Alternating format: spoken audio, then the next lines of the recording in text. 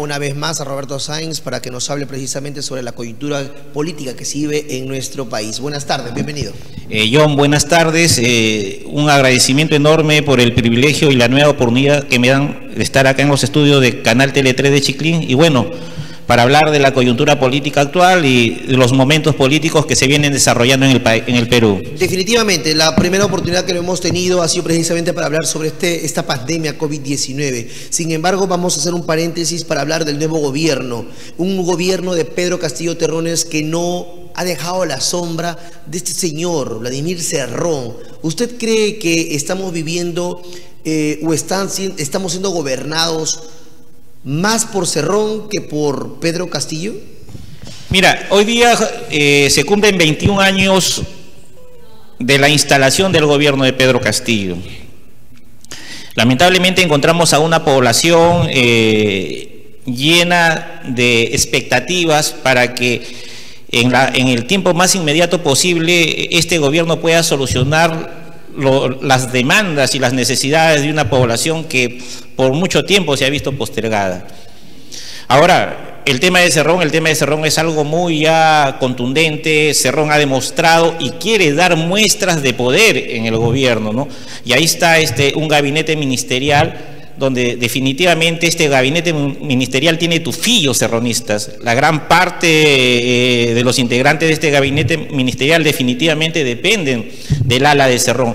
Porque seamos bien claros, conforme se ha ido transcurriendo en este breve plazo este gobierno, se ve que hay dos facciones al interno de Perú Libre: los profesores que apoyan a Castillo y la mayoría que apoyan a Cerrón, ¿no? Liderados por Bermejo y Guido Bellido, que ahora es premier pero también es congresista. Entonces, definitivamente la mácula, la sombra de Cerrón están presentes y están perennes en el gobierno de Castillo. Y mientras Castillo no se deshaga de Cerrón, pues va a ser un gobierno que va a crear dudas, va a crear incertidumbres por las ideas totalitarias y extremistas que lidera y que son parte del ideario de Perú Libre, ¿no? Definitivamente, y Cerrón ha dado muestras, como usted lo ha dicho, de autoridad, de querer imponer ciertas cosas. Pero ahora, en el gobierno está el señor Pedro Castillo, quien obviamente acompaña toda su cartera de ministerios que van a ser prácticamente el círculo o el punto clave para poder llevar al desarrollo de nuestro país.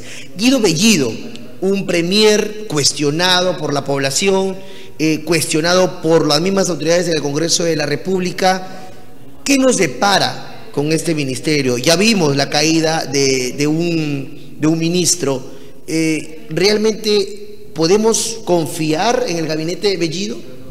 Acá hay una cosa particular que se está dando, ¿no? Bellido, pues, es el representante de Cerrón en el gobierno de Castillo. Es la carta de presentación, es la carta de garantía de Cerrón en el gobierno de Castillo. Pero acá hay un tema, ¿no? O sea, el extremismo con el que se presentó Guido Bellido, yo creo que ha ido flexibilizándose en algo, ¿no? Ya no hablan de las ideas totalitarias y extremistas de su ideario, un poco que han cedido, ¿no? Tal vez porque las calles vuelven a ser testigos de marchas y protestas, ¿no? Y es un poco que los ha asustado, o de repente los ha llevado a analizar lo siguiente: la gente no votó por Perú Libre. La gente de repente hasta no votó por Pedro Castillo. La gente votó por odios, por el antifujimorismo. La gente votó por una expectativa de cambio ante un modelo neoliberal que de una u otra forma ha excluido a las grandes mayorías del Perú. Entonces, yo creo que han analizado, y si vamos a los resultados de las elecciones, a un resultado global, ellos solamente representan el 15.4% del electorado, y el resto del 50 y un poquito más por ciento que ganaron en la segunda vuelta son votos prestados. Como digo, son votos biliosos, son votos hepáticos, votos que votaron contra la candidata naranja, votos que de una u otra forma reflejan la necesidad y la protesta y la exigencia de un cambio, ¿no? Estadísticamente usted me está diciendo que Pedro Castillo o Perú Libre, el gobierno actual, no es un porcentaje mayoritario de población que quiere prácticamente como presidente a Pedro Castillo. Para nada, votaron porque se encontraron entre la espada y la pared, a tal extremo de que era muy, pero muy difícil discernir quién era el mal menor. A final de cuentas, El mal menor en un momento era Pedro Castillo y en otro momento era Keiko Fujimori, ¿no? Entonces, lamentablemente son los fenómenos electorales que se dan en todo proceso, ¿no? Y el fenómeno electoral fue de que esta vez por cuestiones circunstanciales y por cuestiones de odios y de antes, ganó Pedro Castillo y de una forma muy ajustada. Precisamente es el momento de Pedro Castillo como ganador, como presidente de la República. ¿Usted cree que hasta el momento, en estos 21 días que manifiesta, realmente está gestionando bien, está trabajando bien? Yo creo que es hasta sádico, hasta una cosa ya salida de todo contexto, exigir que a 21 días de un gobierno haya resultados, haya cambios, ¿no? Dejémoslo pues los clásicos 100 días con los cuales históricamente se va examinando toda gestión gubernamental, ¿no? Yo creo que son 21 días, ¿no? Tampoco exijamos mucho. Lo que sí, lamentablemente, se ha creado miedo y se ha creado temor en el pueblo de que las ideas extremistas y comunistas de Cerrón, a fin y al cabo, logren implementarse. Y este miedo, este temor que muchas veces se ha creado, que, bueno, lamentablemente algunos medios nacionales lo han creado, ha conllevado a que se realicen marchas de protesta, marchas entre comillas pacíficas, que hemos visto que muchas veces han tenido que utilizar la fuerza. ¿Qué opinión merece de estos pobladores, de estos peruanos que, quieran o no, si bien lo hacen de una manera muy, muy personal, otros manejados para poder protestar contra el gobierno actual? Estas marchas es producto de una sumatoria de diversas emotividades, ¿no? De frustración, a pesar de que estamos a un corto tiempo del gobierno de Castillo, del fujimorismo que todavía no acepta su derrota, pero acá hay una cosa muy cuestionable. ¿Quiénes lideran esta marcha? ¿Quiénes son los que lideran, los que propugnan y los que alientan esta marcha? Son aquellos que gobernaron en el pasado y nunca hicieron las reformas necesarias. Son aquellos que gobernaron en el pasado de una forma inclusiva y con muchos privilegios para los grandes grupos de poder económico, pero de una forma excluyente para las grandes mayorías. Eso es lo que justamente crea los candidatos antisistemas, los candidatos rebeldes, los candidatos contestatarios al modelo económico, ¿no? De un modelo económico que no ha logrado satisfacer las necesidades de una sociedad que espera cambios y que espera beneficios. Se habla mucho de las bondades del modelo económico neoliberal, pero aún hay exclusiones. Ya estamos con este modelo casi 30 años, pero las grandes mayorías, las mayorías del Perú profundo aún no han visto las bondades, no han visto cubiertas sus necesidades que supuestamente debe cubrir este modelo. Definitivamente, el modelo económico se habla de muchísimo, hace muchos años atrás, sobre ese tema, pero viendo y llegando ya al plano local, las decisiones que se están tomando, el gabinete que se ha conformado, a quien ha caído la responsabilidad, hoy vemos el dólar ha subido, vemos que los precios de los productos en los mercados, que es un dolor de cabeza para las madres de familia, han aumentado. Muchos responsabilizan a Pedro Castillo, otros a las empresas transnacionales.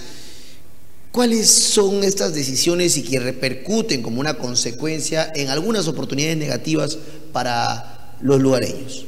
Definitivamente acá hay una mixtura de todo, ¿no? La incertidumbre que crea el gobierno de Pedro Castillo, y por qué no también decir de los especuladores, ¿no? De los grandes productores, de los oligopolios, de los monopolios, ¿no? De una u otra forma ellos también juegan su partido aparte, especulando, timbeando en la bolsa. Ojo, eso es muy importante. Estos son grandes timberos de la bolsa, juegan a subir y a bajar las acciones, y eso tiene su repercusión en el alza del dólar, ¿no? Y ahora el dólar sube y los insumos, por ejemplo, con los que se produce el pan, con los que se alimenta a los pollos, a las gallinas, a las aves comestibles, definitivamente incrementan su valor en sol. Y es por eso de que eso repercute a final de cuentas en el consumidor final, que somos nosotros, ¿no? ¿Por qué? Porque subió el dólar, pero el dólar ¿por qué sube? De repente por una manera especulativa y por la incertidumbre. O sea, es una mistura, tanto de la incertidumbre creada por el gobierno de Castillo y por la especulación de los grandes empresarios. Esas especulaciones han conllevado a la preocupación de la gente, que hoy, la gente común, de los que estamos en casa, esperamos cambios. Esta repercusión viviendo en medio de una pandemia que ha golpeado a muchos, ¿cómo podemos como ciudadanos acotar para que haya un gobierno fructífero, próspero? Yo creo que debemos tener tranquilidad, debemos tener paciencia, ¿no? O sea, no caer en los exabruptos a lo que están conllevando aquellos líderes a los cuales yo me he referido, ¿no? O sea, tener paciencia, ¿no?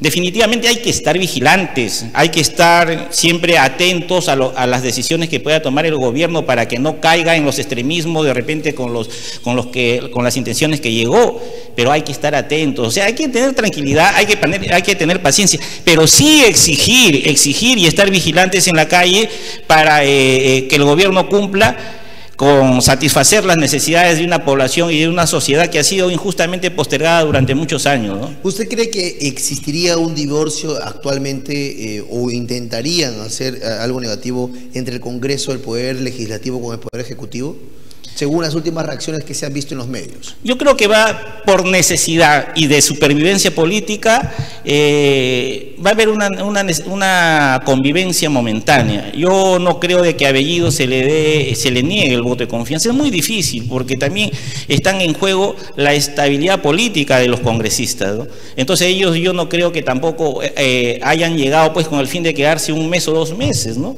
Entonces, acá definitivamente lo que se proyecta y lo que se puede visorar es un momento de convivencia política por necesidad de supervivencia entre el Congreso y el Ejecutivo. Bueno, eso esperamos en realidad, porque si no, una desestabilidad total. Ya hemos vivido una desestabilidad política en el tema de Martín Vizcarra y Sagasti, y volver a repetir esto y aún más sería desastroso. Bueno, vamos a pasar al plano regional, gobierno regional, y ese tema de Chavimochi. Escuchamos a Pedro Armas hablar sobre este destrave que, bueno, lamentablemente pues ya no se va a hacer a través del gobierno regional. ¿Qué opinión merece esto, ya que se habla bastante de este proyecto que es necesario para nuestra provincia? Bueno, la tercera etapa ya desde hace mucho tiempo, desde el año 2016 en que se paralizó, ha sido parte de la demagogia necesaria de los gobiernos regionales de turno. Lo tocan de repente como cortina de humo, lo tocan para necesidad de maquillar algún momento difícil que ellos están pasando, pero es muy difícil que se ejecute la tercera etapa de Chavimochi, ¿no? Se han venido dando un montón de sucesos, ¿no? Se me ha permitido escribir ciertos artículos donde he desarrollado mis ideas y donde no veo una luz al final del túnel para que haya un destrave serio en el tema a la construcción de la tercera etapa de Chavimochi. Y eso viene ¿por qué? Porque de por medio hay un arbitraje internacional, y mientras no haya una sentencia de este arbitraje internacional, el gobierno peruano, el Estado peruano no puede tomar ninguna decisión. O sea, son mentiras, son burdas mentiras, son burdos montajes para engañar. Chavimochi no puede ejecutarse mientras no haya un pronunciamiento con respecto al arbitraje internacional que ha interpuesto Odebrecht contra el gobierno regional, ¿no? Entonces, esperemos cuáles son las sentencias. Es más, yo sé de que ha habido ciertos mensajes de que Odebrecht ya no es Odebrecht, ahora ha cambiado de razón social. Iba a vender había sacado a licitación su participación accionariada. Primero lo anunciaron para diciembre del año pasado, luego para febrero, luego para junio, y hasta ahora no se sabe nada. De tal forma de que vendiendo sus acciones Odebrecht y renunciando supuestamente al arbitraje internacional iba a haber el destrave. Es una mentira. O sea, son asuntos, como te vuelvo a repetir, que se toman para maquillar los momentos difíciles por lo que se pueda pasar el gobierno regional. En pocas palabras, a lo que podemos entender, y para que la gente de repente no se deje engañar, candidato que venga a hablar ahorita del proyecto Chavimochi estaría totalmente mintiendo. Totalmente mintiendo. Atención, amigos, porque esto sí es muy importante.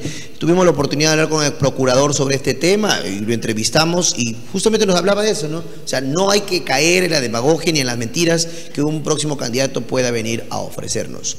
Regresando ya a la provincia de Ascope, porque Chavimochi, bueno, muy importante el tema de este tema para la región. Represas Ascope también, es un tema que prioriza muchas veces la gente, habla sobre este tema. Realmente, ¿qué esperamos? ¿Que este gobierno de Pedro Castillo pueda hacer algo con este proyecto importante que beneficie a los agricultores? Ese es un proyecto todavía muy bisoño.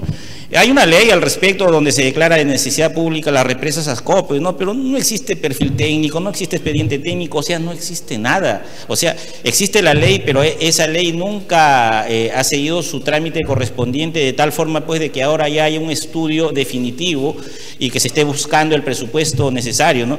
Represas Ascope es un proyecto muy ambicioso y que traería muchos beneficios a la región, y creo de que se ha intentado retomar este tema, pero no hay nada concreto, ¿no? Y por eso para mí yo lo catalogo y lo conceptúo todavía como un proyecto demasiado bisoño, demasiado un bebé que todavía no ha iniciado su etapa de crecimiento. Lo inscribieron nada más, sí, y no le han dado crecimiento. Bueno, en realidad es muy preocupante. Muchos ascopanos, muchos agricultores esperan que este proyecto se pueda ejecutar. Vamos a hablar del tema de salud, señor Roberto Sáenz. Estamos en medio de una pandemia y las vacunas no llegan como que esperábamos o como realmente se requiere en nuestra provincia de Ascope. Su opinión.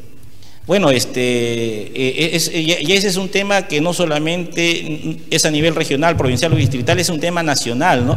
Acá hay una cosa, bien nos engañó Sagasti o son circunstancias del momento, porque todo se respalda en la demora de la llegada de vacunas. Dicen que se atrasa 8 días, por eso se están atrasando primero las campañas de vacunación, luego a quienes les corresponde la segunda dosis, y es por eso de que primera dosis no hay, ¿no? Se están abocados al tema de la segunda dosis, ¿no? Pero la verdad es que tenemos un ministro de Salud que no es claro en sus argumentos, que no es claro en sus exposiciones, que no es claro en sus explicaciones, y no hay una noticia certera con respecto a qué se debe este tema del atraso de las vacunas, y eso definitivamente, si no llegan las vacunas al Perú, va a ocasionar un retraso regional, un retraso provincial y un retraso distrital, ¿no? Definitivamente, pero si estamos quejándonos o vemos desde ese panorama, desde ese punto de vista, que los ministros no están siendo claros, no están prácticamente gestionando como debería ser, o tomando en consideración la necesidad urgente de nuestro país, ¿podría realmente ser negada la confianza en el Congreso de la República? O sea, los pretextos, las causas y los motivos para una negación de confianza tal vez existan, pero como te digo acá, yo más creo en la posibilidad de una supervivencia y de una convivencia política, dada la premura del gobierno de Castillo y dada también la premura del tiempo legislativo que han asumido estos congresistas, ¿no? Muy bien, vamos ahora al tema de infraestructuras. Hoy se ve un sinnúmero de actos de corrupción en la ejecución de proyectos, tanto de reconstrucción con cambios, administración directa, en el plano local. ¿Qué se avisora, señor Sáenz, con tantos presuntos actos de corrupción que existen? Licitaciones irregulares, entre otras cosas. Bueno, esto es una brutalidad de quienes están administrando y de quienes están liderando los gobiernos locales, ¿no? Yo creo que un candidato debe aspirar a un municipio siempre y cuando se tenga conocimiento de lo que es gestión pública, de lo que es administración, municipal, de tal extremo, por ejemplo, de que manejen en forma perfecta el tema de los clasificadores de gasto, que es muy importante, y ahí es donde caen en delito la mayoría de autoridades. Conocer los clasificadores de gasto de tal forma de que se sepa para qué están destinados los dineros según su rubro, y para no caer en la malversación de fondos. Pero lamentablemente muchos pueblos experimentan con sus candidatos y eligen a las personas menos indicadas, ¿no? Que totalmente pues llegan con un desconocimiento total y pleno de lo que es la administración municipal y mucho más la gestión pública, ¿no? Entonces hay que tener cuidado en estas elecciones que se vienen y elegir a un ciudadano con propuestas, a un ciudadano pues que sepa verdaderamente de lo que es gestión pública, ¿no? Definitivamente, y hay un tema puntual, amigos televidentes, de que sin duda alguna existe todavía presuntos actos irregulares o de corrupción que tendrán que aclararse en su momento. Solo como casagrandinos hemos visto pues la actual gestión. Ingresando a ese plano, señor Sáenz, ¿existe realmente una confianza en este último año y medio que le queda a la actual gestión de Casagrande? Bueno, yo veo un alcalde que poco sabe escuchar las críticas, que no sabe discernir, que no se amilana ante las críticas. Aquel que lo critica lo ve como un enemigo, no se deja asesorar, ¿no? Lo peor de todo, que tiene un gerente municipal que es muy limitado y que conoce poco de gestión pública, de gestión municipal, y es más, ni siquiera cumple con el perfil, ¿no? Entonces, es muy posible que todo esto lo haya podido conllevar a cometer de repente ilícitos que seguro en el futuro va a tener que, por los cuales va a tener que responder. Ojo, eso no es de un año, de 2 años, eso te viene 3, 4 años después, como acaba de suceder en Chocope, ¿no? Entonces, ahorita pues de repente, por desconocimiento, podríamos estar haciendo mal uso de los recursos, pero como quien dice a lo criollo, después te viene la quincha. Así es. En nuestra provincia también ha tenido muchísimos cuestionamientos John Vargas Campos. Realmente es una de las autoridades que está haciendo bien las cosas. ¿Cómo ve desde el plano político? En el plano político, John, así a muchos les duela, lamentablemente es un tipo de éxito, es un tipo mediático, es un tipo de pose política exitosa, ¿no? Es un relacionista público de polendas. Él es un mismo relacionista público. ¿Y como gestor público? Creo que ha iniciado un boom de obras, un boom de mantenimientos. Y bueno, en ese aspecto será el pueblo y será la historia quien juzgue si su gestión fue buena, fue mala o fue exitosa, ¿no? Muy bien. Señor Roberto Sáenz, antes de finalizar el programa, la entrevista, perdón, creo que ha llegado el momento en el que debemos analizar bien cuáles son las consecuencias que traería tal vez una desacertada decisión de Pedro Castillo, con referencia a las decisiones impuestas por Cerrón, tal como se viene un poco visualizando en los medios. Si Castillo persiste en sus trasnochadas ideas tan igual como Cerrón, yo creo que el pueblo no lo va a permitir. Lamentablemente, en ese interín de protestas y de marcha contra las medidas equivocadas que pueda tomar Castillo, el pueblo se va a ver afectado en todo nivel, ¿no? En todo nivel, se va a ver afectado en su canasta familiar, que es lo primordial. Nos vamos a ver afectados en el tema político, en el tema económico, en el tema macroeconómico. El tema macroeconómico de repente hasta se va a volver insostenible, ¿no? Entonces, esperemos que esto no suceda, pero yo por lo menos tengo la lectura de que las calles, las marchas que están sucediendo en las calles están haciendo reflexionar y están permitiendo de que Castillo tome conciencia de lo que en realidad él representa. No representa más allá del 15.4%. Muy bien, señor Roberto Sáenz, muchísimas gracias por acompañarnos el día de hoy. Hemos analizado parte de lo que se está viviendo en estos momentos y de lo que podría pasar mañana más tarde. Esperamos en realidad de que tomemos con cautela ciertas decisiones propias como peruanos, porque finalmente lo que puede repercutir, las decisiones que tome el gobierno central, puede también traer como consecuencias positivas como también otras negativas. Así que esperemos en realidad de que esto se lleve de la mejor manera. Señor Sáenz, su saludo en la parte final. Te agradezco mucho, John, y nuevamente agradecer a Canal Tele 3 esta oportunidad que me han dado y muchas bendiciones para todos. Muy bien, señor Sáenz, muchísimas gracias por acompañarnos el día de hoy. Vamos inmediatamente, amigos, a continuar con más información. Revisamos las noticias más importantes de la jornada. Estos son nuestros titulares.